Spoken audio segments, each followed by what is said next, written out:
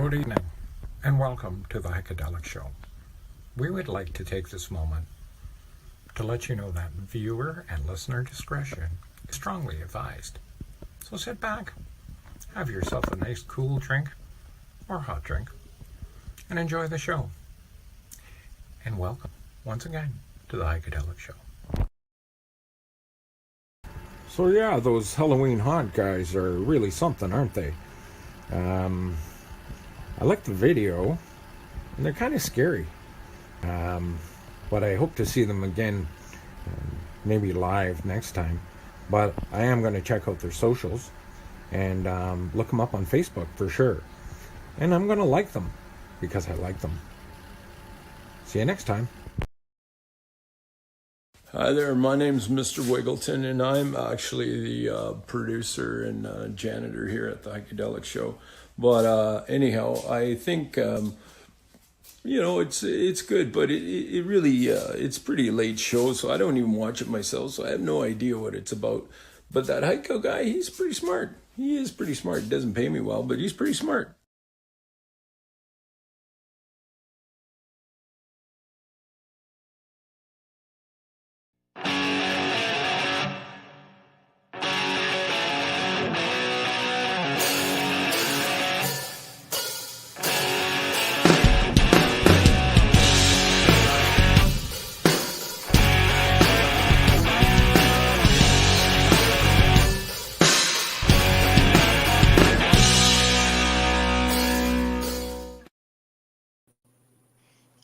Hey, how are you guys? Evening. I'm good. I'm All right. listening to the rain. Let Listening it to the rain. rain. Make it rain. Yeah, Cool. not here, man. So Kathy was the first one on. Yes, she was. Hello, Hey, Kathy.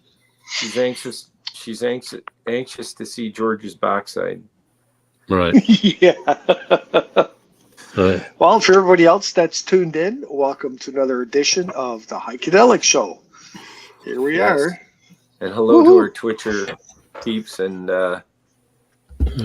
wherever else we're going. Oh yeah, YouTube. That was fun to get on tonight. It wouldn't accept. I had something a little saucy in the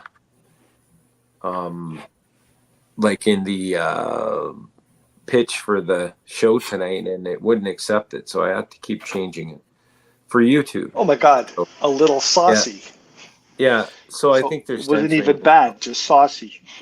Right. It's a little saucy, but yeah. A bit saucy, were you? Bunch of So we're crybabies. missing Derek.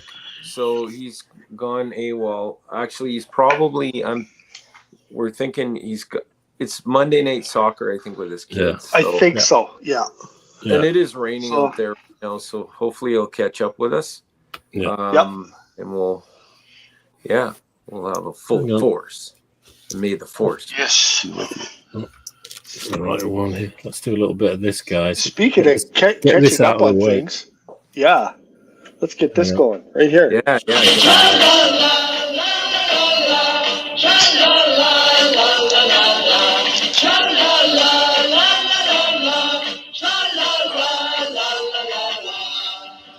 All together now.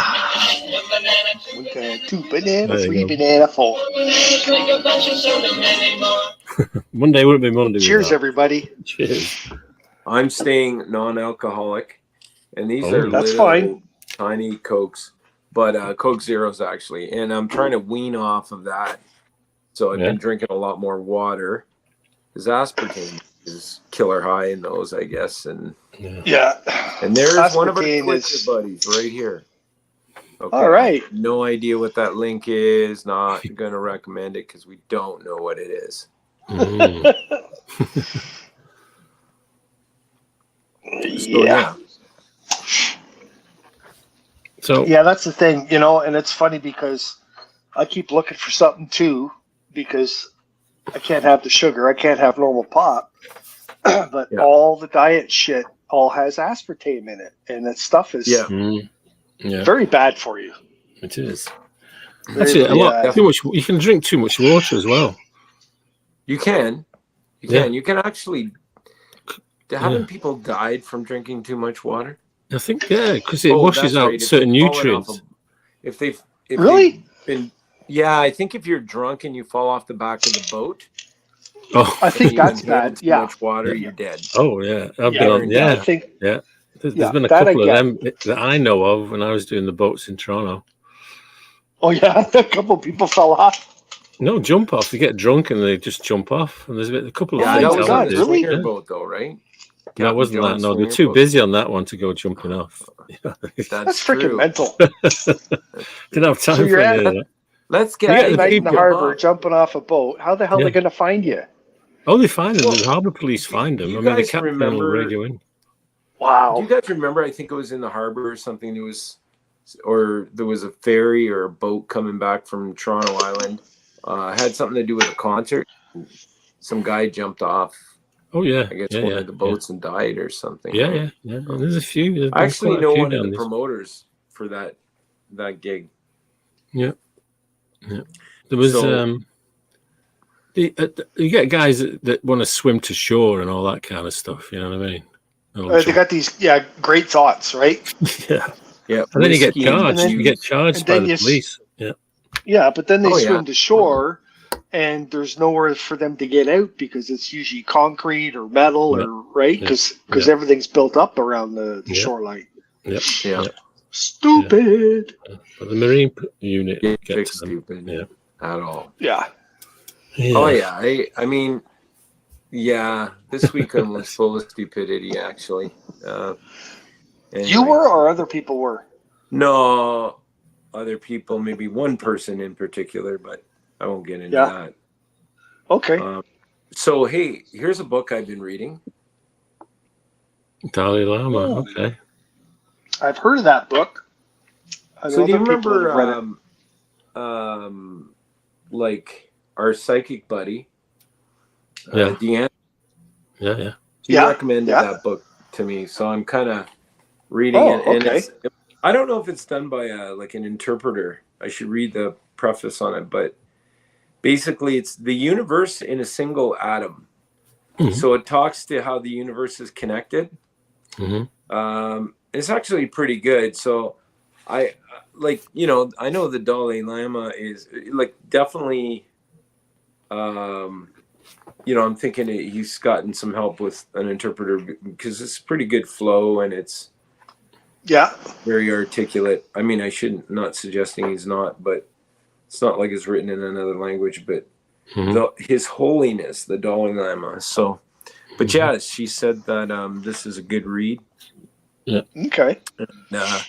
Whether How you're old was not he now? into, He's to be getting up there. yeah. So okay. So it says on the back here, the Dalai Lama found that what Buddhism lacked in his country was a fruitful interchange with reason and science, which is very interesting, right? Because so this talks about how he combined the two. Here he fosters that exchange at a time when some Christians may have turned their backs on science and enlightenment.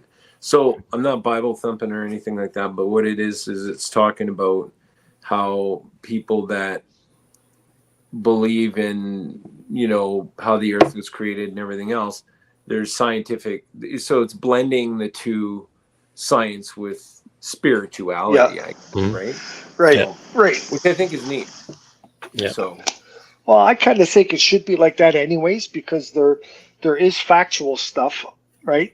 All over the planet 100%, about yeah. everything. Mhm. And then there's the spiritual stuff. It's all faith driven. yeah, So it's kind of hard. I think just to go on faith alone or science alone because there's too much out there. So Yeah. the combination of both, I think, is where it's at. yeah. I mean that and like even I got into so I was on virtual reality, like the VR headset one night and chatting with these guys, and we got into a discussion about that. And this guy was all about science, right? To the point where things like the concept of ghosts or aliens or whatever was just not in his DNA whatsoever. And Right. I said, so why would you want to just trash anybody who wants to seek the unknown, right? Whether it be ghosts or whatever the case may be. It could be Bigfoot, Yep. could be aliens, could be whatever, right? Yep. Conspiracy theories. Well, he wasn't having it, and he was actually quite rude. He goes, "You're pretty narrow-minded," and I said, "I'm narrow-minded." I think it's just Like, the opposite. I think, yeah. I said, on the contrary, I think you're extremely narrow-minded in your thinking, because, like, riddle me this, Batman. What science is about discovery, right? So what we don't know, we don't believe now. If we discover something, then great, and we put it through the scientific, paces to make sure that it's legitimized and everything else. So it's Right. not something that you can't have science without discovery, and discovery is driven by wanting to know more, right? Yes. So Yes. the whole thing, it relates in so many ways. And this moron, absolutely a moron. In fact, I talked to a moron on the weekend, in fact, and it made me realize that, yeah, there's a lot of morons out there. But anyway, Yes. it's just people who will not listen. Is that a proven fact, though? Like, Well, simple logic, I think right? so. Anyway, Yeah. I'm almost getting into a Ringo rant here, but Uh-oh. Yeah. Uh-oh. you got nothing to Sit rant back, about. kids. Relax. Yes. Calm See, down. that's funny. I like to use that term too. I go, there's a lot of morons or stupid people out there, Yeah. but I've changed those words, and Okay. all of them, I just call them uneducated. Mm-hmm. That's it. Well, what's Right? that? Oh, there's Yeah. no empty Well, vessel. that No. or you know what? I like, in talking to this guy, I recall, because there were 4 or 5 of us sitting around in a virtual circle, and one guy super high on weed, but he was digging it. Like, they were all kind of on my side except for this one guy, and he was so rigid. And I said, listen, Wow. I said, I think you're, first of all, in real life, you're a pretty short man. And so you've got some insecurity issues, because at the end of the day, you live in fear. You won't take that path and go discover new things, right? Mhm. And he didn't like that. But he came out and he said, "Oh, I apologize." And I said, "No, it's all right. It's a conversation, right? But and you have your opinion, we have ours. But don't belittle or disrespect someone's opinion because you think you know everything. You know nothing. Nothing." Yeah. Because people have to remember what that word means, opinion. Exactly. Right? And I'm in a VR space. I said, for all you know, I could be an alien right now. I could be a lizard person. And, I'll eat you and your family, but I'll eat your family first so you can feel the. Oh, there's Murph. Steve. Hi, Murph. Devil. Hey, Murph. And there, there buddy. you go. Murph must be science driven. He called us kids. Yes, probably is. But yeah, he actually called me, I think, before the weekend, and ended up, or no, sorry, that might have been the last weekend. I was out in the West Coast for the week. Yeah. So yeah, it's probably the previous weekend.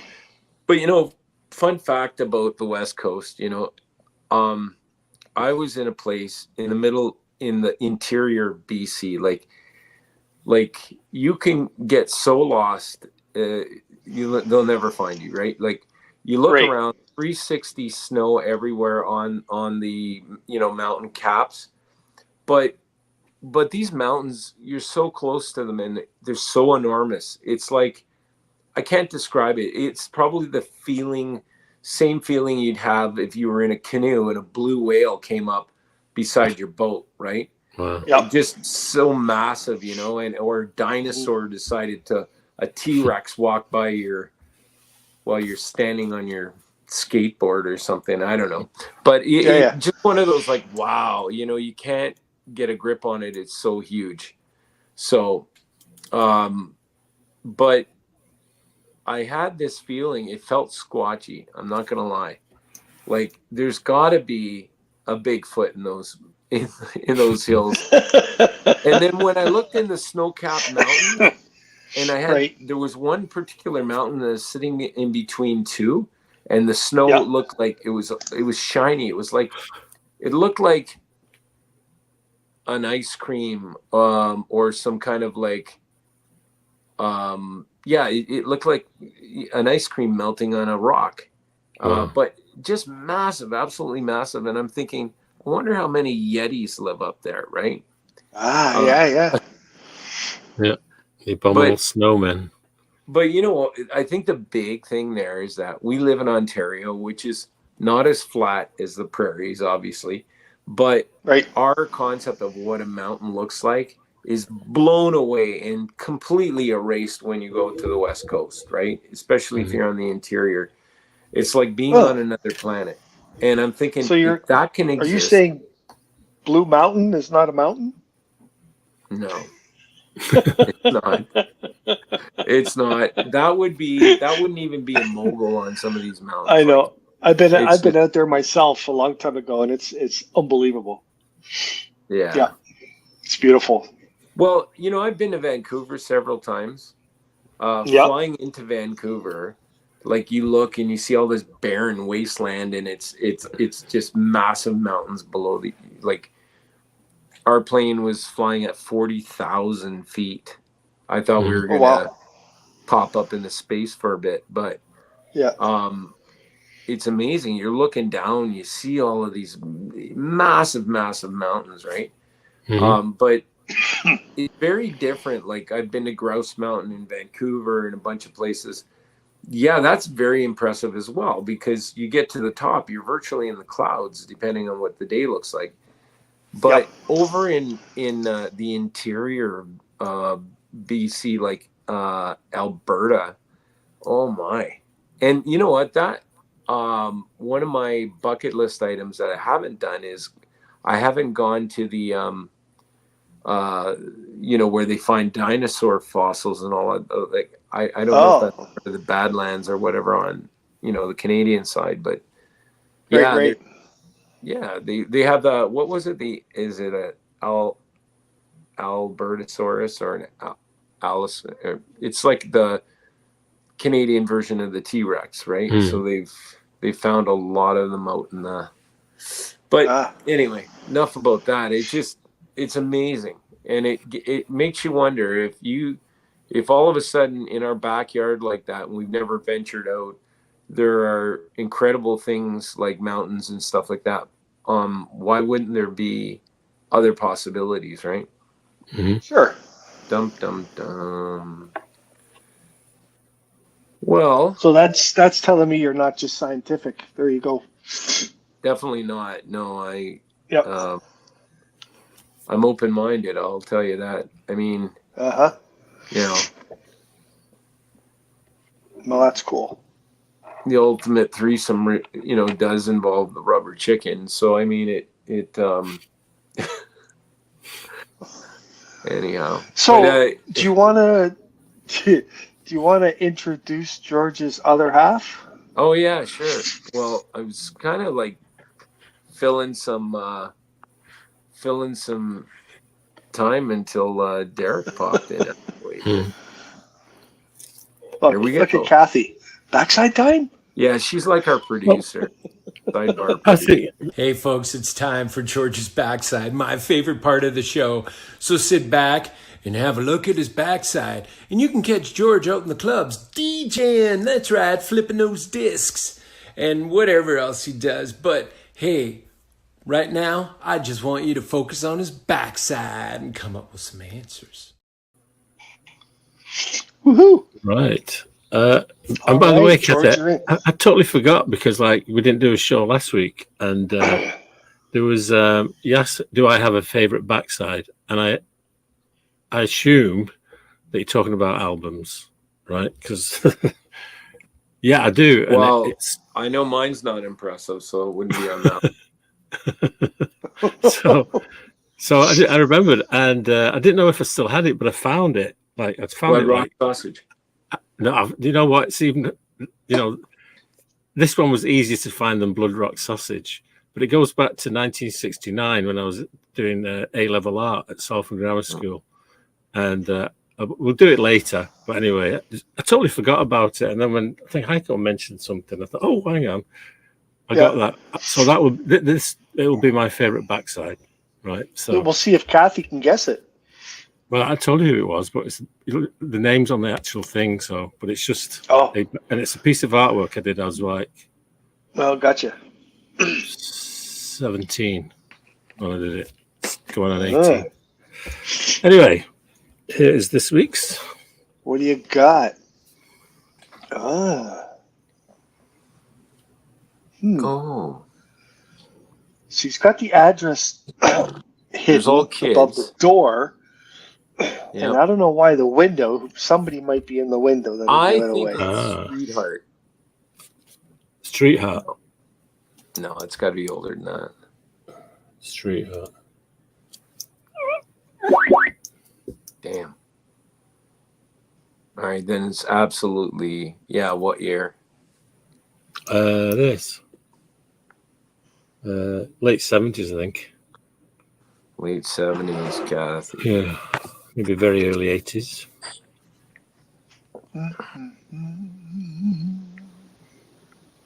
Darn. Is that the band, those kids, or is that just a picture? No, the band are in the window. The band are looking at the kids. That's why the window's covered. That's right. So is this a UK band or an American? It's a UK band. It's a UK band, that is correct. British, yes. From London, yeah. And there are 4 members in the band. Oh, there were at that time.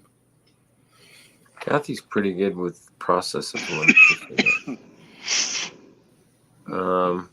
Pink Floyd. Pink Floyd. Let's have a look what we got here. Pink Floyd. Kathy says the Who. Kathy says the Who. Let's see what the computer says. Where's the computer?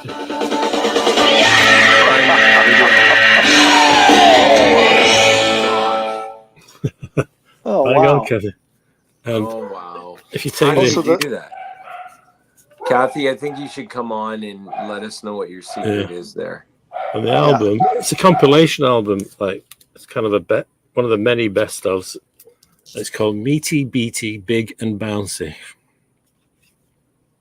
Okay. Yeah, so the front is the opposite. It has the kids in the window and they're on the staircase. Yeah. Ah, cute. The kids are looking out the window. And then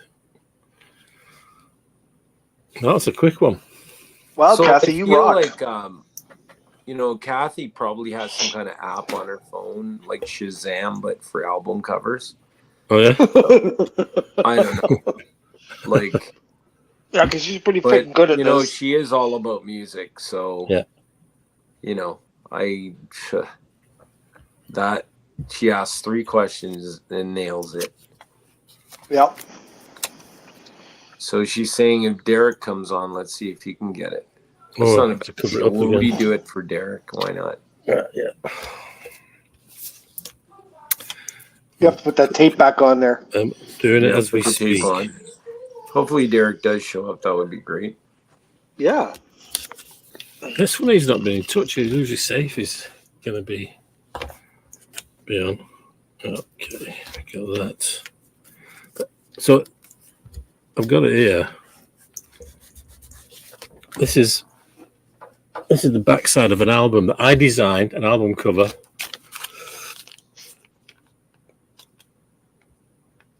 It was Traffic that I used to really like at the time.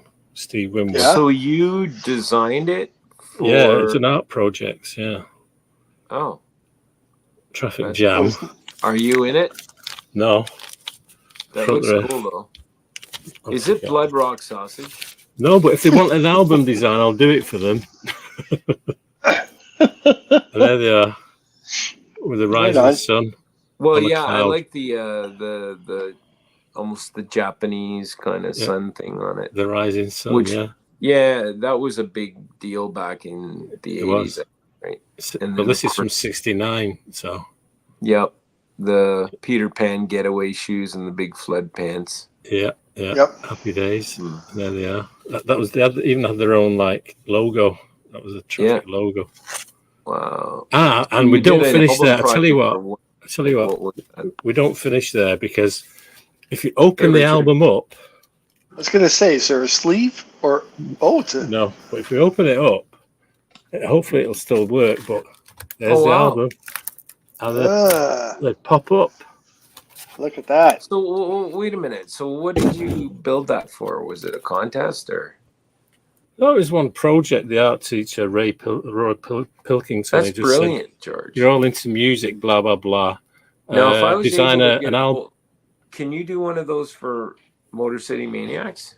I don't know. I was back in the day when I was never far away from a paintbrush or a.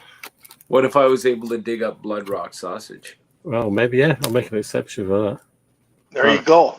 That looks, honestly, I'm not even joking. That's brilliant. You got That's a really cool. you got a talent, my friend. No, I used to. I've not done any artwork for years and years. So Richard, hi, good to see you, bud. Yep. So Richard reached out after, I guess. So last week I was on a flight to the West Coast, and I was 3 hours behind. My flight was delayed a bit, and by the time I got to the ground, the show was already passed. So I apologize. That was my fault. And Derek was trying feverishly to get on, and where is the couldn't do it, keymaster? yeah, I there. You know, it's funny because with the software that we use for the StreamYard or whatever, I'm pretty sure it allows 3 licenses. So I just have to figure out how to connect it so that you guys can go on your own. Right? Yeah. So, anyway, but that was totally my fault. That's probably, other than I think the internet dropping one time, and then we got kicked off of Facebook one night and YouTube all at once. And there was a time when I think our network was unstable, but other than that, we've never really ever missed a show. Yeah, We've got a pretty good track record. Yeah, for sure. So, what did you guys do last week? Anything interesting besides going out to the West Coast? Yeah. Well, I went back to the movies for the first time in 3 years and 4 months. Yeah. Oh, really? What you How go was see? it, George? I went to see The Flash. Ooh. Uh-huh. I got to get you that hat, bud. Yeah. I tell you what, it's 2.5 hours long, which to me is any movie is over 2 hours is too long. Yeah. You know? Yeah. Man, it's like, but it's Especially good. I when you enjoyed start it. getting, you get the jumbo pop into you and some popcorn. You got to take a leak, and they should at least have a break long if it's time, that long. I don't. Right? They used to do that in movies. There used to be an They intermission. did. They used to have intermission for 10 minutes. Yeah, but the only Yeah. problem with like these like superhero movies, and I've seen quite a few of them, is the fight sequences just go on and on and on. You know. Yeah. And they're in slow motion. You know, the car like hits something, or someone throws the car across the street. It's like, it's like spinning, and then someone gets hit into a building, and building explodes. And it's like, just get on with it. Just get back to the plot. Yeah. Well, that's what they're trying to do. Like, they're supposed to be action movies, right? The superhero stuff, right? Yeah. So they're just trying to fill the entire movie full of action. So it's go. Yeah. But yeah, sometimes it gets to be a little much. Yeah, there's so much of it. I mean, like in Justice League and the Batman and all them, they're all like, you could cut out 20 minutes, easy, straight away. Yeah. Like Spider-Man, all them. There's one, I can't remember the name of it too, but I watched one. I think it was like it had Captain America and all those dudes in it. Yeah. And the Hulk and all that. Yeah, that's... And that too, it was they're fighting the aliens, and it just went on and on and on. I've seen them. There's 3 of them. It was like 3 of them, like part 1, part 2, part 3. And I think the last one, the third one, was 2 hours 45 in that, where it's like Captain America, the Hulk, Iron Man, and all that. Yeah. Yeah, and I think that's for the aliens that come through this porthole in the sky and they come down. Yeah. Yeah. That was. They're very similar. A lot of these movies, the actual. Yeah. It's just like a blueprint, and they just use the same thing in every one. But I'm sure there's tons of people that would argue with us because they just love that shit, right? Yeah. On the edge of the seat the whole time. It's like, just go. Yeah. Right? But yeah. The Avengers. So I sent Derek a note. Avengers, I said, "Hey, Derek, everything good? Are you broke down somewhere? Do you need help?" Because it's kind of odd that I know he has soccer or something. Sometimes Mondays and has to race to get to the here. But so you're talking about long movies. I think there was just another Mission Impossible filmed recently. Yeah, it came out. Yeah, there is. 3 hours. Just came out last week. I think 3 hours long though, isn't it? Something like that. Is it really? Yeah, and it's only part one. And it's only part one. So you got to wait 2 years for part two. Oh God. But there too, they should have intermission again. Yeah. You get an hour, 45 minutes into the movie, and then have a 10-minute break. That's right. Let everybody go pee. Go to the bar or something. Stretch your legs. Mm-hmm. But I remember. I think I've told you before. I went to see what would it have been, the 50th anniversary of 2001: A Space Odyssey, and I saw it. I think it was 68 or 69 or something like that. And it was like, was it 55 years, something like that? And I went to see it in Whitby, and in the theatre there was only me, and it was on IMAX. It was on the big screen as well. And I was sat at the front because I love the bit where he goes through all time and space and everything.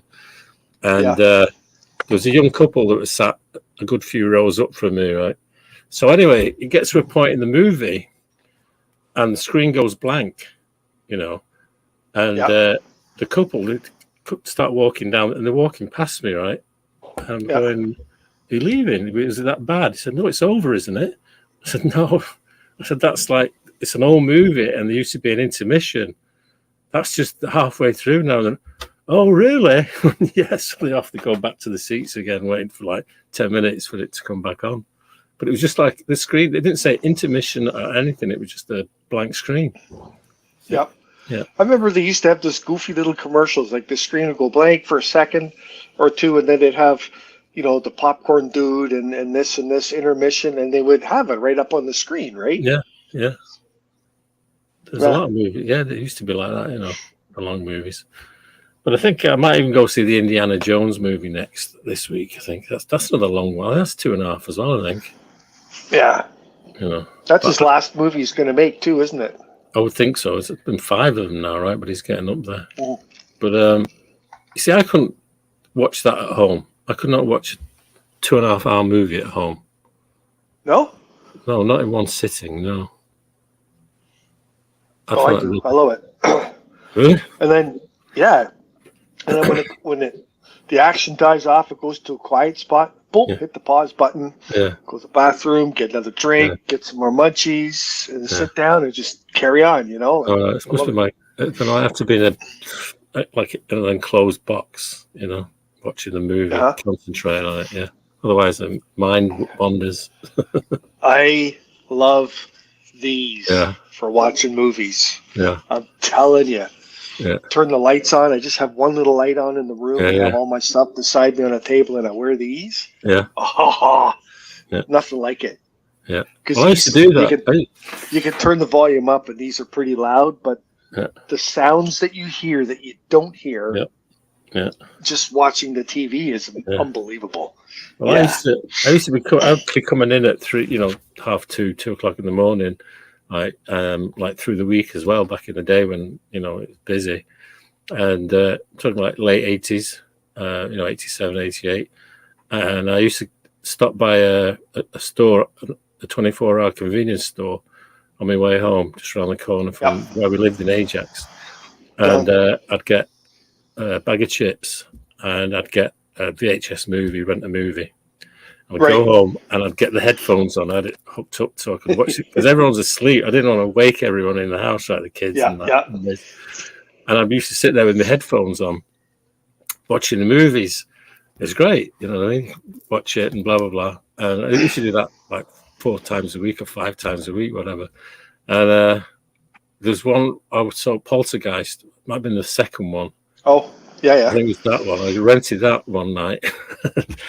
And I sat there like the TV's on. I'm in the room and I'm like, and it's really creepy. It was starting to creep me out. You know what I mean? And I'm like, oh, I'm looking around the room. It was just so scary. You know what I mean? Just to be in there, all the lights are off and all this stuff, and there's stuff going on, and the TV is on there, and there's stuff coming out of the TV, and you're like, ooh.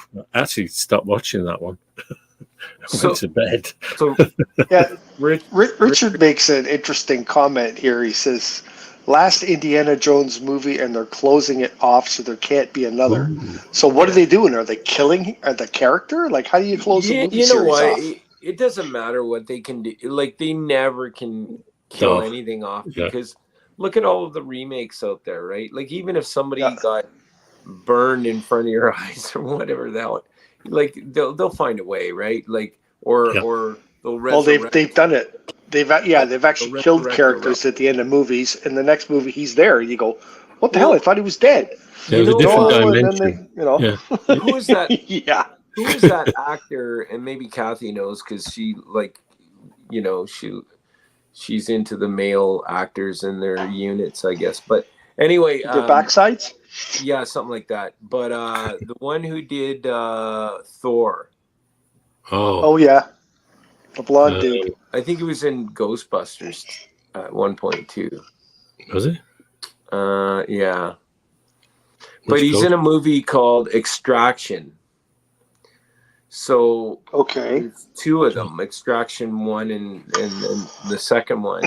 So in Extraction 1, he's like totally gunned down and ends up plummeting over a bridge, and that's it. He's done, Mm-hmm. But somehow he made it to shore. He made it. Like after getting shot 50 billion times, knifed and everything else. But there's Extraction 2. But I have to say Extraction 1 was pretty awesome. Extraction 2 was kind of a repeat, but still I really like the action scenes. So so Cliffy's saying that Murph is saying that he's going to be at the Beatles bar in Cuba in 30 days. Where's my? You've got pictures of that, Ringo, that you've not shown me yet. I do have pictures. Yeah, I do have some somewhere. Right. Actually, I was watching. Funny you should mention the Beatles. I was watching an interview with Ringo Starr. It's from about 10, 12 years ago, somewhere around there. And they were just saying, like, the albums, it was Dave Stewart, who used to be in the Eurythmics, was interviewing him and showing him out, and they were just talking. It's really interesting, and especially for drummers as well, because they talk about how he's drumming at Chris Hemsworth. That's it. That's Thor. Yeah. And so Rich is saying that's what Harrison Ford wanted. He wanted to kill off. Right. Well, you know what? Like, Harrison Ford's really too old to do that now. I mean, he's 80 or something like that now. Yeah, like obviously the stunt scenes and everything, So I think that in itself.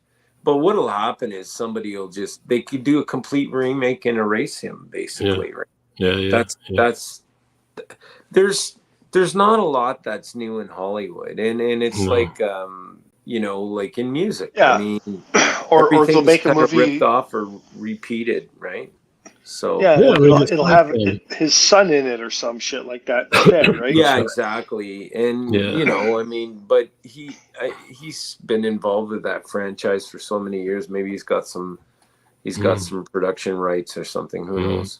But I mean, it was great back in the day. But when I watched them, I'm not a fan. They're kind of cheesy. Yeah, they're of the time, right?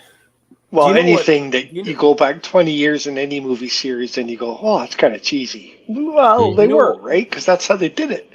Mm. Okay, but the concept of Indiana Jones, I do like that, but I Hmm. have to Yep. say there is a real Indiana Jones, and there's a program called Expedition Unknown, and the guy who is the lead on that, Josh Gates, I believe.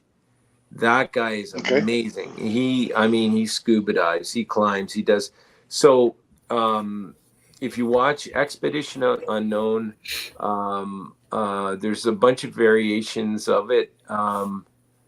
What the heck? Some other, um, I think there's three different series, and the names are changed slightly. So it's not Expedition Unknown with one of them. It's Expedition something else, but Yeah. the franchise, I guess, or series keeps getting bought out by different companies, so I have to change it slightly.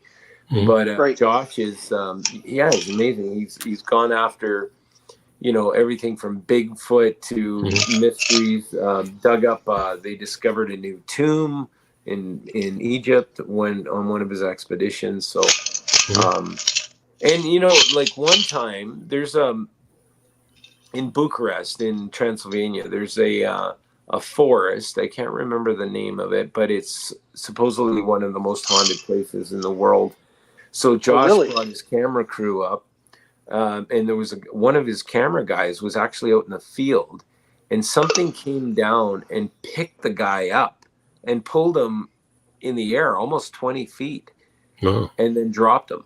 And the guy Yeah. had no recollection of it. But this was all filmed, and but yeah, he's got he's the real deal when you Mm. look at Indiana Jones.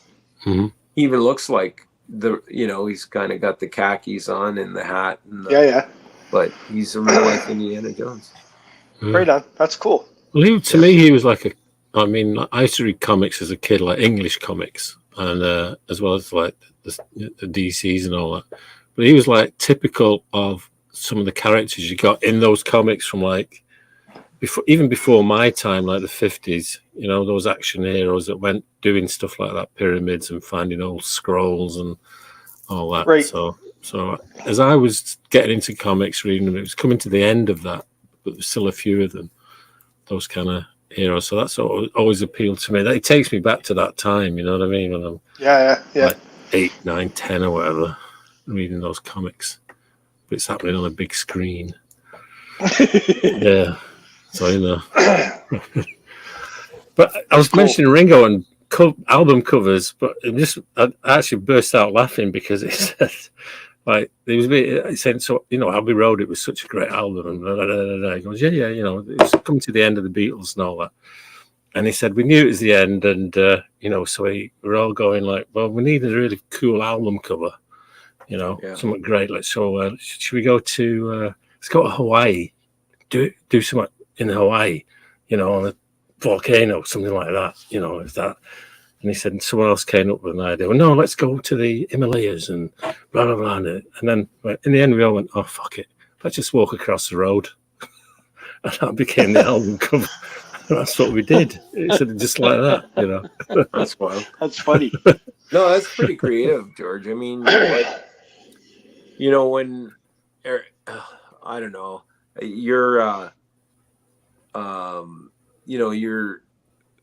you spend so much attention to detail. Yeah. Like even when you post your pictures, it's amazing how you've got these pictures. Like, I know you're writing your memoirs and stuff like that, and there's definitely a book there. Like you're like a historian for music. Right. You're probably an inspiration for anybody that wants to make a living as a DJ / artist, because now there's that side of it as well. Oh yeah, for sure. And it's and you've been persistent over the years, right? And really haven't compromised. So I think that's a great story in itself. Yeah. But I need to I think I should link you up with a friend of mine, though. Like I know we're talking about promoters and stuff like that, but he's getting into producing and that, and he's looking for subject matter, like a subject to build some sort of a program, like a video or like a documentary, right? Yeah. So that'd be interesting. That'd be kind of cool.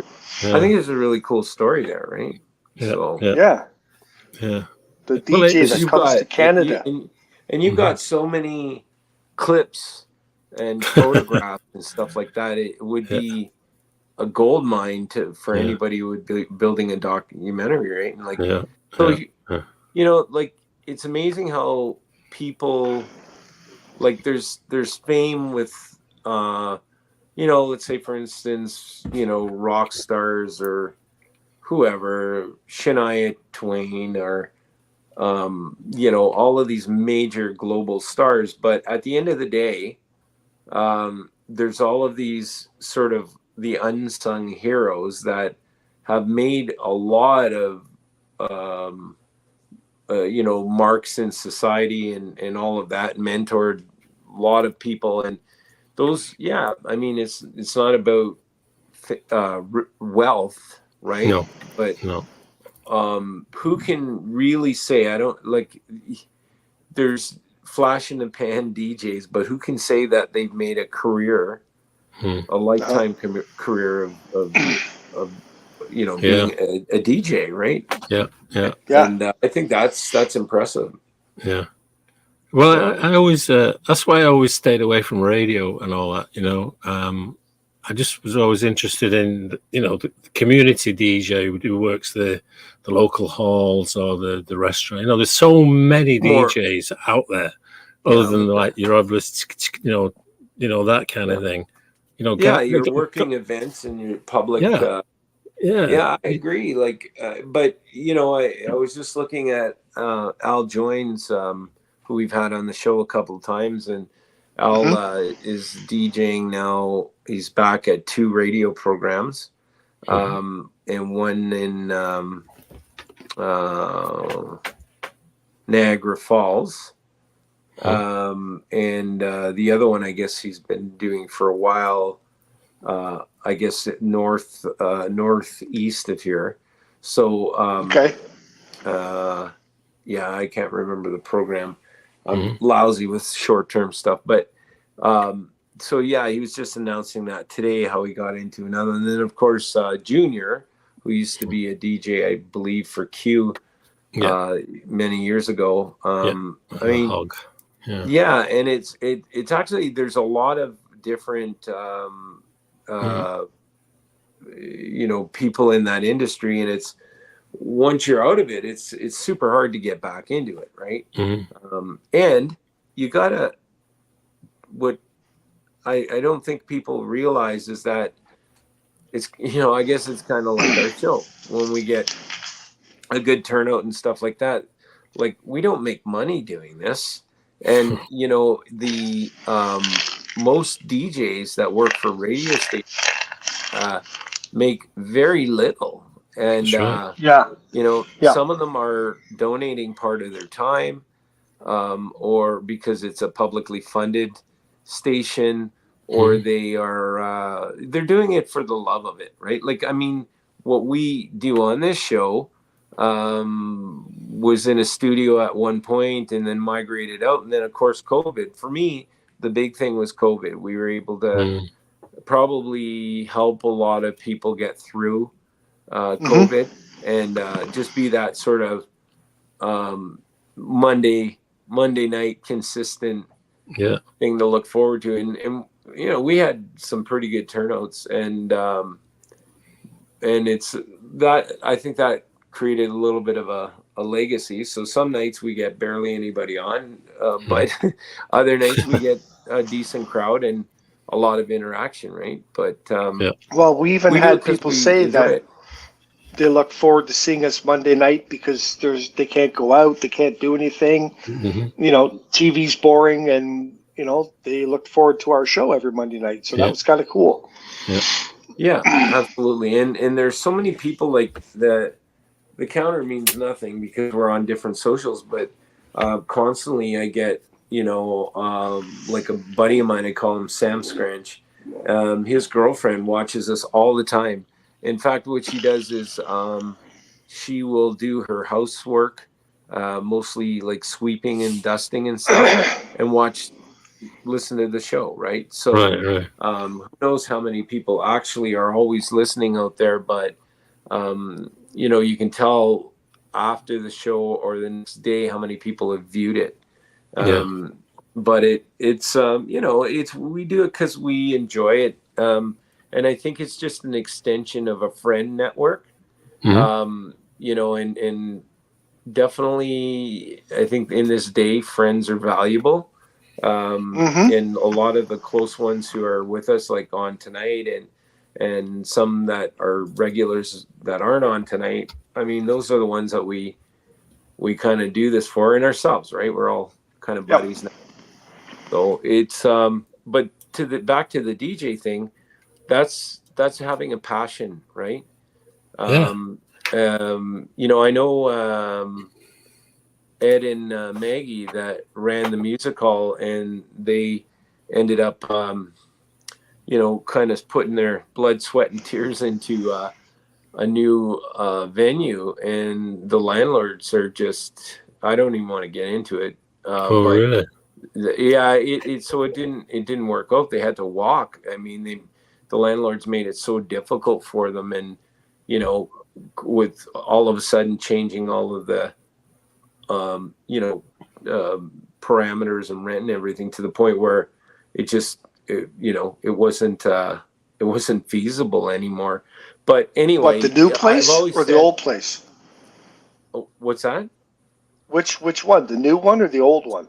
Well, no, the old one is a new venue now, but it's the new one. So that's really, yeah. The one on it Bond Street? It was on in Oshawa. Yeah. So it's not really. They had to walk away from that. Wow, didn't know that. It's all over. Like, they made an announcement a while ago, so this is nothing new. But maybe new for some people. But anyway, my point of it all is that I said, the music hall, at the end of the day, from my standpoint, are those two individuals, like, and all of the support behind them and volunteers and everything else, because it's not about a building, it's about like really the commitment, the passion, of family, and that can't get taken away by anyone, including unfortunately the people that they were dealing with. So it's terrible, but it's not gonna, that hall lives in them. It'll, at some point, like the phoenix, it will rise again, I'm sure, because they make it possible, right? So anyway, not to get into a whole thing about that, but again, that's passion, and they supported the music community, like, I don't even have words for it. Like, it's just a lot of it was just passion, labor of love, whatever, and a lot of friends were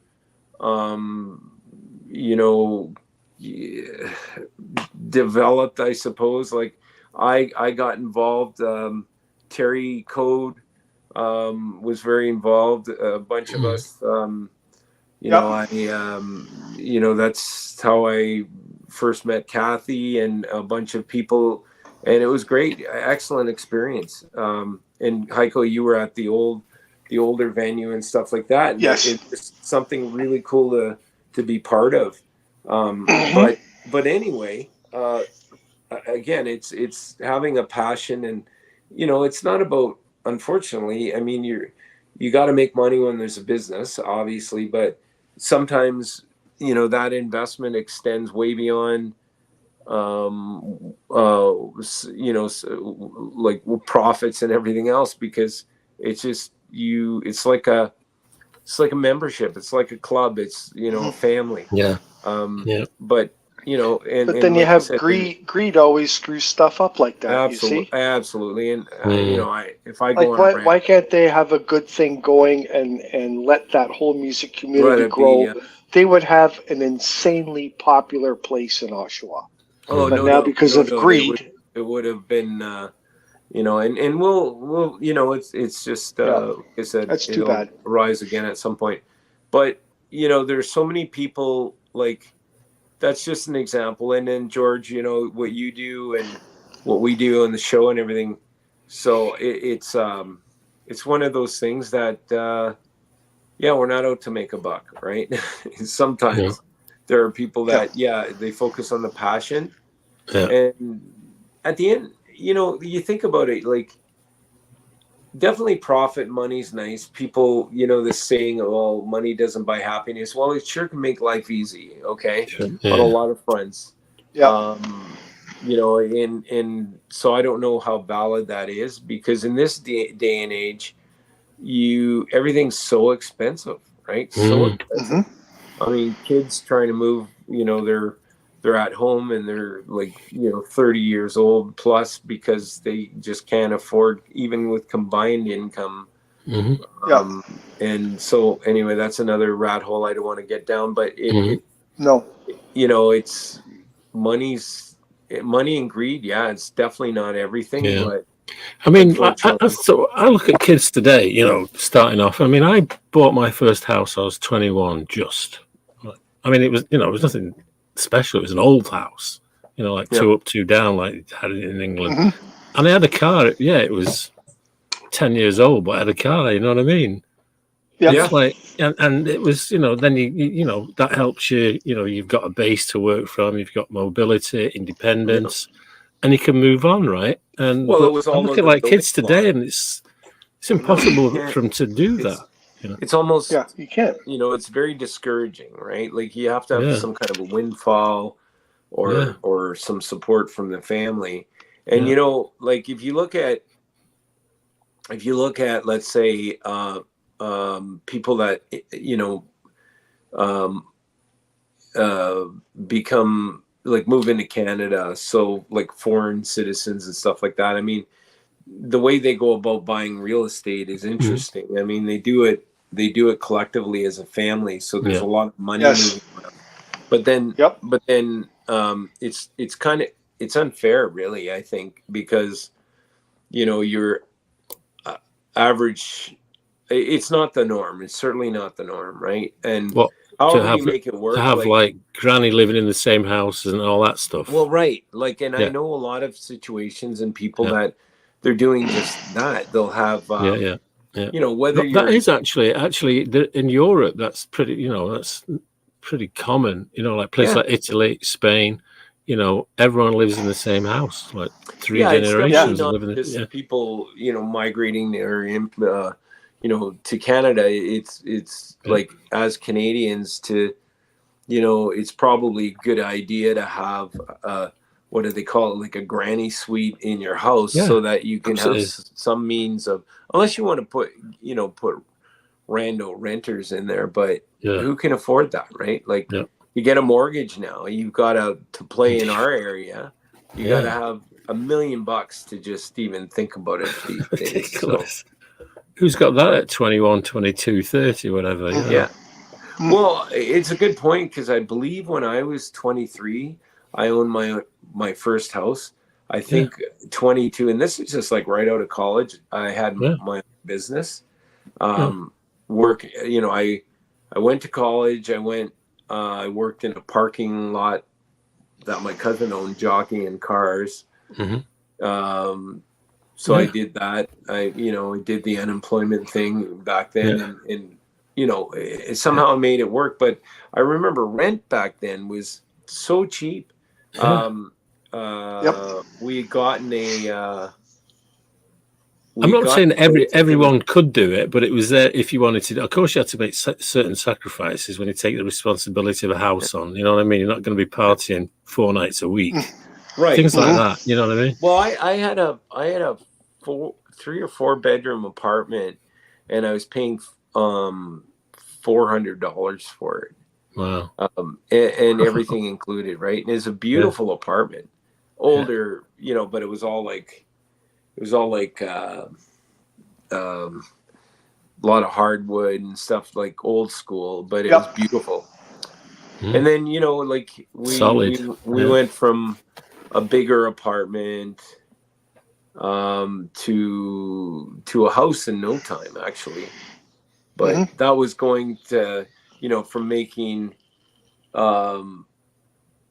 cash working in a parking lot, and then trying to balance things, like minimum wage back then, I think was 5 something. Wasn't much. And I ended up moving from, after I graduated, I was in a kind of a design engineering kind of job, and I made $10 an hour. That was nothing. And then once I calibrated, my next job was $85,000 a year, right? Wow. And then I'm like, okay, I'm making money for other people, I'll do it for myself. And I started my own gigs. So I've owned about 6 companies along the way, and it's just entrepreneur. Well, when I started DJing, I was 18, right? I was 18, got my first resident. Well, I had a day job. I was copywriting for a catalog. Like mail order catalogs. I was doing all the blurb and handling the print. And then I got a DJ residency 4 nights a week, like Thursday, Friday, Saturday, Sunday. And because when I was still at school, like the year before, or 2 or 3 years before, I had a Saturday job in a delicatessen across the road from where my mum lived, right? And like I did that from 68. I still did that for a year, like in 1971, because I got on very well with the family that ran it, the owners, and Kathleen. Right. And I just thought, if I leave here, like she's got so used to me being there and running the store sometimes and blah, blah, blah, I thought, I can't leave. I just felt this, like, loyalty to her. So I was like working 6 days a week, 4 nights a week, for like about a year. And I'm like, I had no life, but I had a bit of money. But I had no life whatsoever. Well, I ran into someone recently that it was interesting. So this person works for an airline supply company, like I think Sky Service or something like that.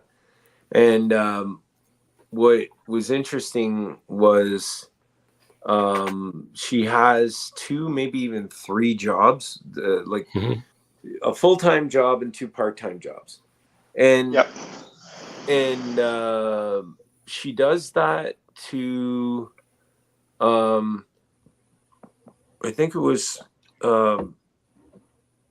I think she lives in an apartment, or her and her significant other, I guess, but they wanted to get a cottage. So to do that, they're working all extra jobs just to get that income up, right? So it's pretty frightening when I think about like kids today that are getting into the workforce and stuff like that. It's definitely not easy. No. And you wonder, like, it's in our nature to get to a point where you push the kids out of the nest a bit, because the danger with keeping them there too late in life is that you're kind of enabling the wrong behaviors. But today, because of the cost, it's really, really hard to avoid that, right? Yeah. Well, just the numbers you were throwing out earlier. So let's say your wages have gone up 3, or minimum wage has gone up 3 times, right?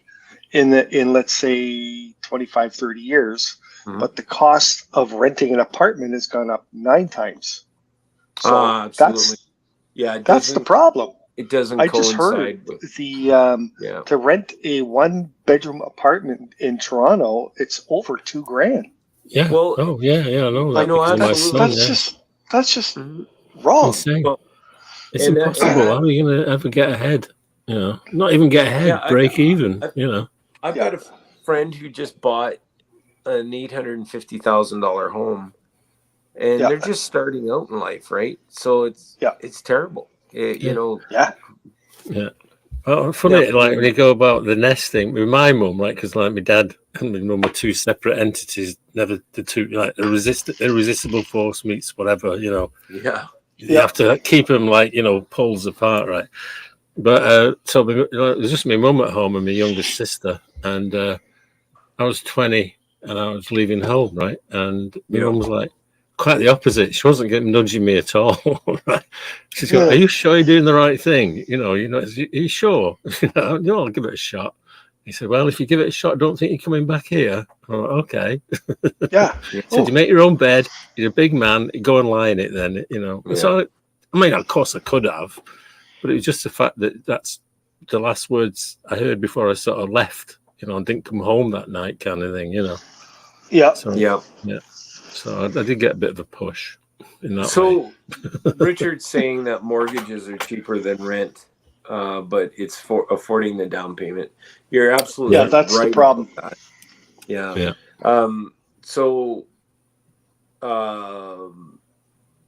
It's painful like because catch-22. A 3-bedroom apartment can cost anywhere from $2,500 to $3,500, depending on, you know, what you're dealing with. But it's rare to get an apartment for, like, even a 1-bedroom apartment that has a living room and, you know, not a bachelor, but a 1-bedroom or a 2-bedroom for, say, $1,000. They don't really exist, right? Yep. No. So, anyhow, scary. And then you've got other things too, like if you have pets, there's limitations. And I find that the ads, and I was going to clip some and put them on the show one night because I thought, you know, when you talk about discrimination, there are some ads that are just like, again, you can't fix stupid, but it's very discriminatory, right? Like, and I won't get into it because it just it'll go down, become a rant. But I actually cannot believe how things are, you know, able to even get published like that, you know, like, now, you know, I wonder now, okay, when somebody, going a little bit of a different direction, but if somebody says, oh, well, you have to be a male or a female, like now with all this gender, you know, kind of very different definitions, like you walk into some places now have, they've either gone to like what is it called, a co-ed sort of bathroom or washroom to having like 3 different people on there, suggesting that, you know, there's everyone's welcome, and that, you know, that I guess that you know, that's fine. I just saw it at the concert venue. They had the bathrooms, and it said everyone. Everyone. It didn't say male, female. It just said everyone. And I guess, you know, it's anyway, that's a slippery slope. But I've seen, if I can just jump in there just a quick second. I remember going to France on business back in the early 80s. Yeah. And I remember going into a washroom, and it was men and women. Yeah. I'm just stood there, but, you know, and a woman walks past and goes into a stall, and it's just, what was that? I get like, that's kind of not where I was going though exactly. It was just an example. I know, but it was just weird. The gender, you know, I'll call it confusion, because it is confusing sometimes. But that's like, it's okay. I mean, that's fine. I think that we have to be inclusive and accept some things, but what I was getting on was the ads about apartments. When you say that, you know, only women are applying or only men, or I rarely see only men, but you know, you're getting into this now, this gender territory, which is a slippery slope, because what if you aren't identifying with either one? And then you get into all of these, to me, discriminatory types of publications and that. And not just that. I mean, there are ones that I've read, because I went through a bunch when we were looking for just like apartments for my kids and stuff. But like I would notice that you had to, in some cases, and it was just flat out there, you had to be a certain religion, or no alcohol, like, Yeah. it's like it's got to be like a dry apartment building, I guess. Right. And anyway, it's exhausting, honestly. It is. But hey, you know what? If the washroom thing, it's one thing I don't disagree with any of that. It is what it is. But on the, like, when you're publishing something for an apartment, I don't think you should be discriminating at all. No. At all. Like, it's unfair. Yeah, weird. That's weird. So that's what I don't understand. I mean, moving on. But because it's an issue, I guess, because I read about it and I heard about it. The drag queens reading library books to little kids. Oh wow! I don't. That was something I thought. I don't get that. I don't know. I don't understand that at all. But, I never even heard of that. I didn't even really know what that is. Yeah. It's like, I mean, I've worked with drag queens and everything. I just can't imagine some of the drag queens. I'm not a lot, but a few reading to little kids, like 7-year-old kids. You know what I mean? With their acts, you see them doing the acts or whatever, or doing the routines, and you go, and they're reading like Alice in Wonderland to like 8-year-olds or 7-year-olds or even younger. I don't get it. So well, it's gotten even worse than that. You're talking about bathrooms and stuff, and sexes and everything. Yeah. Locally here, it was either in Uxbridge or Port Perry. There's a school now where in the basement they used to have the 2 janitor rooms. Yeah. They have taken the janitor rooms out and they are now litter boxes. They're what? They're litter boxes. Have you heard of that? No. So the furries can go to the bathroom. The kids that think they're cats. Nice. And yes, and it's fact. It's fact. It's Port Perry, Uxbridge. So you identify with it. Yes. So you're an animal. So you don't go to the bathroom like everybody else. You have to go in your litter box. What's the percentage of kids in a school, average school or whatever, that think? Well, obviously, even there's 1 or 2. Yeah. The system has allowed them to do this. Wow. Right? I have my own opinion on it, which people say, well, Heiko, you're just an asshole. But that's my opinion. I think it's wrong. I think it's fucked up in so many different ways. So, Heiko, this is a real school in... Yeah, it's actual. It's a local school. It's a real school. Well, where is it? It's either Uxbridge or Port Perry. Oh, wow. Okay. Yeah. All right, let's just move on to another topic. I wanted to say, I know, it's just so fucked up.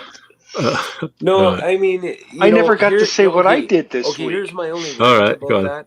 Okay, I was actually going to work in a pride parade not too long ago. I think it was just before COVID. Anyway, regardless, so I support those events and everything, that's fine. I've got a lot, I was committed to going to help out with a booth, right? Yeah. Right. And there were 2 things that came up. One was they were having a meeting and they said, look, you have to sign a paper saying that if you are attacked or confronted, right? Because there are a lot of anti. Oh, okay. Oh, you mean you was helping out, kind of thing? Yeah, and I'm just helping out, but you're not. I forget the way it was worded, but you can't it's not about retaliating. It's about defending yourself. You can't really, you were wavering your rights to protect yourself, right? If that were to happen. Get out. Yeah. Really? Oh, yeah. So I said, no, I'm not signing that. Thank you very much. And then they basically said, okay, that's fine. So I was kind of getting ready to do this thing and participate. Then the week before all the events opened up and everything, I was watching CP24. And they were talking about how these furries were all part of. So this is where I have the right to an opinion. I kind of personally draw the line on that because I get what Pride's about, and whether it's gender identity or orientation, because I always thought that was more about orientation and being open and inclusive, which is fine. I totally 100% support that.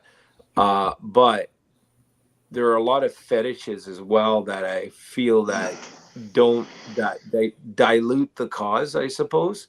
And I think really at the end of the day, Pride is more about being yourself and identity, and all of that. But yeah, there are some things that, I just, no, that's not for me in terms of, like these furry things and or not things, but I don't get it. I hate to laugh, but it's not. Yeah. Well, that's why they have these litter boxes in schools now, because of the furries. That I can't. I think that is. I just can't ridiculous. Get my head around that one. If you wanna fire me off the show for pulling, like saying that, I will never agree to. Like, I think that no. I mean, that is as twisted as a lot of dark stuff, and I don't really. It's not even worth discussing. So let's talk about how horrible the Maple Leafs are. So, Heiko, what did you do last week? Last Wednesday, my wife and I went to the Volbeat concert. Oh, right, you go, down at Echo Beach. Oh my God, Echo Beach. Yeah, amazing. Yeah, your old neighborhood. Yeah. And the band that opened for them was Hailstorm. You ever heard of them? Oh, yeah. Lizzie Hale. Yeah. Lizzie Hale. Oh, my God. What a voice on that. My daughter and I met Lizzie a few times. And her brother was playing drums. I don't know if he still is. Yeah, but he's still playing drums, yeah. She's amazing band. I don't know what they sound like lately, but we've been to. They're really good, and if you look them up, they actually have a lot of material. They've done quite a bit. Oh yeah. So, but I just couldn't believe her voice. She has that real harsh, raspy metal voice, but a great range. She also has the voice of an angel, like you. And can she hold a note? Yeah, the place went really nuts. Good. Oh, just So that was very cool. Volbeat was an absolute freaking blast. We were like 10 people from the stage. Nice. So we could feel our clothes moving from the beat of the bass. It was insane. Yeah. So where was that? Like what's Hailstorm the name of the venue? Was Echo Beach. Echo Beach. Yeah, I know the Beach. area. I mean, I know Echo Beach. Yeah. So speaking of bands, Terry Code's band Tears of a Deity is playing, I think, 3 shows with Anvil. One at the Edge. He's done that already. I don't have the dates. We'll bring them up at some point, but it might be on our page. I don't know, but I think he's played once already, hasn't he? Yeah, I don't know. Yeah, they played. Last year. I think it was last fall or something. Yeah. So that's. I was at that show last year. That's right. I was at the show at the Edge. They're playing out in Kingston, which gives, some people that Terry knows an opportunity to go out and see them. They're a little more local. And then I think they're doing an Ottawa thing, probably at Brass Monkey or something like that. But it should be cool. What else is going on? You have to get the date at the Edge. That might be when we're all in the same room at the same time. Yeah, that could possibly happen. Might happen. Yeah. Yeah. Yeah, there's some pretty good shows. I like in the entertainment, and this is why it's disheartening to hear about the hall. But there's so many. Now is a great time for live entertainment. Like we've been out to see Aiden and oh gosh, I'm drawing a blank here. But there's a lot of great acts out there. I'm still working on with our band, and we're introducing a keyboard player. So we'll have 2 guitars and oh yes, thanks Kathy, Rachel and Aiden. Great musicians, and so it's kind of cool because you can go to a pub now and see some awesome talent. Not that you couldn't before COVID, but I think COVID definitely level set a lot of the musicians in terms of like putting them completely out of work. Yeah. And being a lot of that being cash work along with bartenders, and servers. They had no income whatsoever for the longest time, but there's a definite resurgent post COVID. Everybody wants to, now that we can get out safely, or now I just saw something published that it's now COVID's over, it's ended, and I don't believe that. It's like saying chicken pox has ended, but whether it was partly a ruse or whatever, the entertainment, there's tons of it now. And it's fun to go out and see bands. So I don't know, like with ours, it's just taking a long time to get off the ground, but who knows? We're introducing a keyboard player. So we'll have 2 guitar players. I was going to play guitar, but since my shoulder injury, I'm not very reliable that way. I have good and bad days. But so 2 guitars, keyboard player, drums, and bass. So it's going to be a pretty full sound, which is great, but it'll be tight in the smaller clubs. So we'll see how it all works out. That'll work out. And see, you say that too. There's neat stuff that happens with bands, because even again, like Volbeat, one of my favorite bands, he was telling us when he was on stage, he says this tour almost didn't happen, because there was something happened and they lost their guitarist, their lead guitarist, right? Oh. And Volbeat did. Yeah, and something happened between them or whatever, I read up on it online after to try and figure it out, but it's just like, I guess, difference of opinion or whatever. Yeah. But so now he quit 3 weeks before the tour was going to start. So all of a sudden they can't go on tour because they don't have a guitarist. So their new guitarist, Fleming is his name, he stepped up and he learned 20 songs in 3 weeks, and now they're touring together with him. That's pretty awesome. Pretty awesome. And he was good. He added a couple little things in the songs too. So I thought, wow, there's a good guy who got a great opportunity, right? 100%. Yeah. But it was funny though. I meant to say earlier what happened on the way to the event, because I've never been at Echo Beach before. So I actually wanted to talk to somebody on the phone and say, what can we bring into the venue? Like, I've never been there. Like, can we bring chairs? Like, whatever, right? Yeah. So, long story short, the lady said, don't park at Ontario Place because it's way too expensive. It's $35 to park your car there now. Wow. Yeah, at $35. So she said, go park at the CNE or something. It's like, you have to walk like 5 minutes further. I said, yeah, I know the area pretty good. So we're driving down in the Jeep with the Hemi in it, right? And I go through these gates down to the Princess Gates because they have a lot of stuff blocked off down there. And all of a sudden, I'm driving down Lakeshore. Yeah, I'm driving down Lakeshore, and there's no cars. There's just us in the Jeep, right? So I'm going, this is cool, right? So we're bombing down Lakeshore, and then I know a spot where you turn off to get into a parking spot. Yeah. So they had the road kind of half blocked off. It was kind of weird. So I took my turn through these gates and I went up, and again it's like there's nobody around.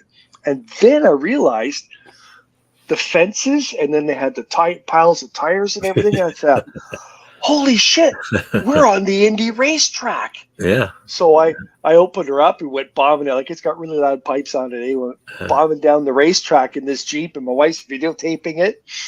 And we turned and we come back, and I'm ripping down the straightaway, slowing down and come into the corner, and the cops come the other way, right? Yeah. The guy just looks at me, and I looked at him and smiled. We just kept on going our separate ways. But I got to drive on the Indy racetrack. Right. That's pretty cool. I got four videos to prove it. It's so cool. Yeah. Yeah. I've jogged it. I've jogged it, but I've never actually driven on it. No, you drove on it, man. It was like 3 times I went around. Yeah. Did you? Yeah. Yeah. It's a proper run. It was like an organised run, all part of that year's events. But yeah.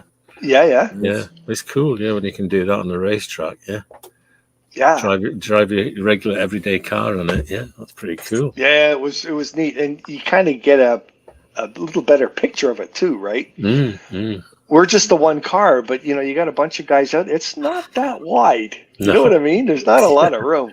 Hang on a second. I think we have a little bit of a commercial pause here. Well, it's that time.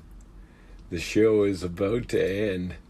So Heiko's going to go through the list of watchers and do our thank yous and our goodbyes, but we got a hell of an early morning start. That's right. We sit around all day long and we come up with ideas for the show. No, we don't. We don't do any of that. We just show up and talk about stuff, rando stuff, as it comes up, of course. Anyway, we'll see you next week on the Heikadelic Show. I can't get over that guy's cheeks. It just reminds me of nut sacks or something. It's just I try not to look. We should just call him ball sack, right? I just don't want to look. Kathy says yuck. Yeah, no kidding. No, but you can't unsee it once you've seen it. We'll have to get rid of him and get some good-looking woman or something on there instead to announce that. I'm sick of looking at balls. Yeah, it's no fun at all. Oh, you spent a lot of time looking at it. I'd rather look at someone's backside than that. There you go. Now you're talking. Yeah. So, hey, I just want to say, though, like, honestly, no disrespect to each his own. And if you're a furry out there, I mean, that's kind of cool. I'm not. Well, what do these people eat then? Do they eat like cat food? I mean, maybe they eat kibble. I don't know. I can't get that. I can't wrap my head around that at all. And nor should I have to, right? Like, society's gotten to a point where it's not that we have to conform, but the acceptance of things, like, to me, that's not. No, it's not extreme. No. See, again, it's like I've said this with all different things, with definitely whatever gender you think or religion you are, or whatever. That's what? It's cool if you want to do whatever you want to do. Yeah. Do it in your own home. Have fun with it. Knock yourself out. Yeah. But when you start bringing it out into public, where there's other people with different ideas and thoughts, but you tell everybody it's okay to go shit in a litter box instead of using the toilet. It's not okay. It's okay. It's not. It's beyond fucked up. It's not sanitary. It's not so scientifically wrong. Right. No, it's not. Right. It's no. And that's the problem with everything today is we allow this. That's the key right there. Well, but the system should say, okay, if always so much attention on this is, you can't say this, you can't say that. And, if I recall,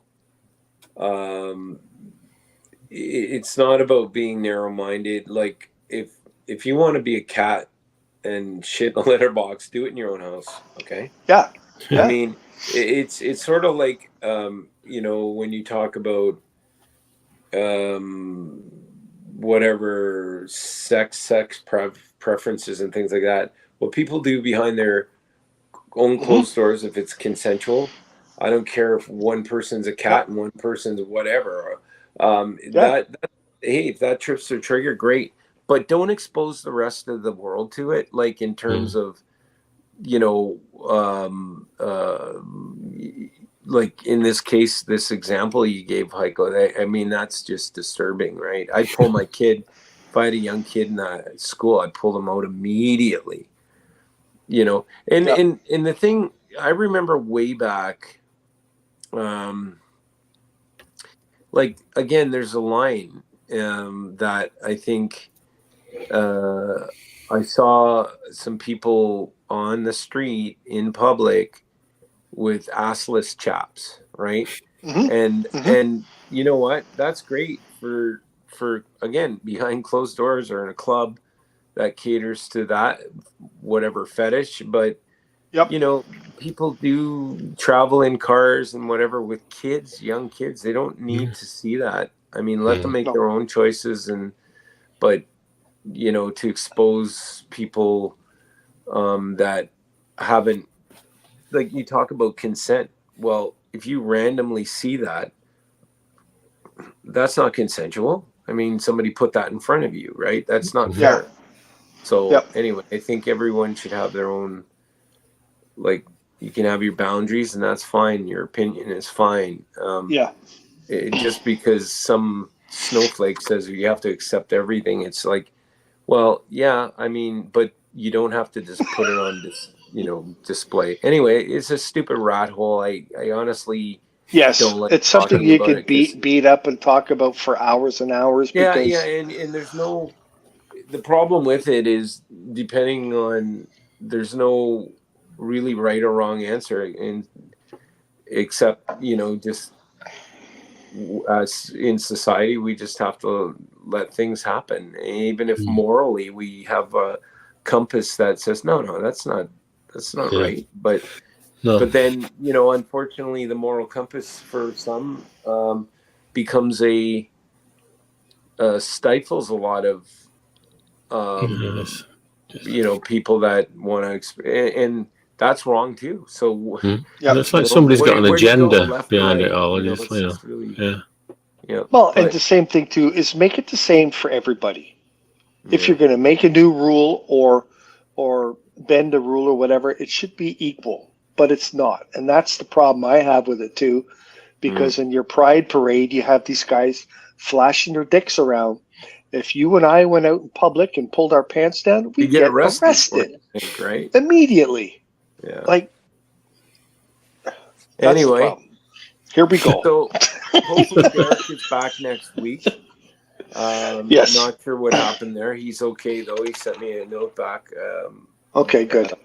So I know he has to, Monday nights usually has to rush back, but anyway, we'll connect with him.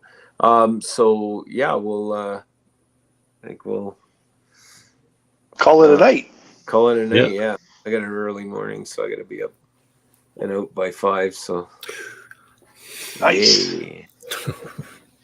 All right. On that point, you guys got any last things you want to throw out there before we sign off? Are we good? The Atomic Ballroom tomorrow evening, 9 p.m. Switch to Twitch. Got it. Yeah, then. Yeah. All right. I just another think, trip across those dance floors and those decades. Respect others' opinions. Try and live in harmony, as they say. That's right. Uh-huh. And I gotta try and stay positive, because there's so much that goes on out there. It's like, oh, you go nuts. Anyway, so we'll see you next week. You should live in an alternate universe, Ringo. Yeah, you'll be all right. Get into that alternate universe. You'll be fine. Yeah. No, I do it every now and again. I'm gonna go live with Sasquatch, a Sasquatch family. Nice. I'd be little Squatch. All right. Yeah. All right. All right. So, and I guys. want to thank the people who are part of our show tonight. Again, like you said, some days it's big numbers, some days it's small. Today we had Kathy, Zero, Murph, and Richard, and Keisha. Thank you, everybody, for being here. And hopefully we'll see you and all your friends next Monday night at 9:30 right here on the Heikadelic Show. Have a great week, everybody. Cheers.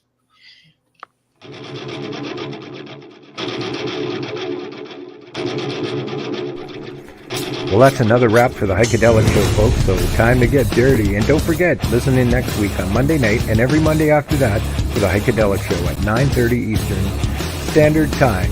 If you'd like more information on the Heikadelic Show, please find us at www.theheikedelicshow.com or .ca. We'll see you all next week on the Heikadelic Show.